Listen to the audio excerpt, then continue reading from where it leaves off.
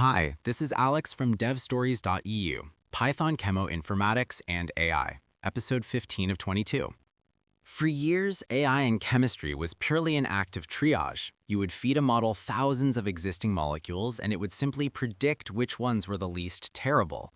If the ideal molecule was not in your screening library, the model could not help you. The generative AI revolution fundamentally flipped that dynamic. Instead of just filtering what already exists, we can now instruct models to invent entirely new chemical matter. This shift from prediction to creation splits into two major molecular generative tasks: de novo generation and molecular optimization. De novo generation involves creating novel molecular structures from scratch. The model starts with a representation of random noise and iteratively refines it into a valid chemical structure. When this is done without any constraints, it is called unconditional generation. The model freely explores the vast chemical space to produce something entirely new. While that is useful for broad discovery, you usually need more control. This brings us to conditional generation, specifically property-based generation. Here, you dictate the output. You provide specific constraints, such as a target bioactivity or a required level of synthesizability, and the model restricts its generation to molecules that meet those criteria. This is often referred to as inverse molecule design because you start with the properties you want and force the model to work backward to construct a molecular structure that delivers them. De novo generation is powerful, but you rarely start a project with zero existing knowledge. Usually, you already have a lead compound.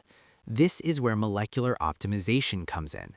Unlike de novo tasks, molecular optimization focuses on modifying a known structure rather than starting from a blank slate. You take an existing molecule and refine it to enhance its properties. Suppose you have a moderately effective drug scaffold. It binds to your target, but its bioactivity is too low to be a viable drug. Using a generative model, you can perform targeted molecular optimization. One approach is scaffold hopping. You instruct the model to replace the core molecular scaffold with a new one while retaining the original biological activity. This is highly effective for discovering structurally novel compounds that evade existing patents while keeping the functional behavior intact. Another approach is R-group design. In this scenario, you lock your core scaffold in place and instruct the generative model to automatically optimize its sidechains. The model generates new R groups looking for the specific sidechain modifications that improve that lagging bioactivity. You are not discarding your moderately effective molecule, you are letting the AI calculate the precise structural tweaks needed to push it over the finish line. Here is the key insight. The transition from predictive AI to generative AI means you are no longer limited by the molecules you have on hand. Whether you're generating a custom molecule from a blank slate or algorithmically swapping the sidechains of an existing drug, you are treating chemical space as a programmable medium. That's all for this one. Thanks for listening and keep building.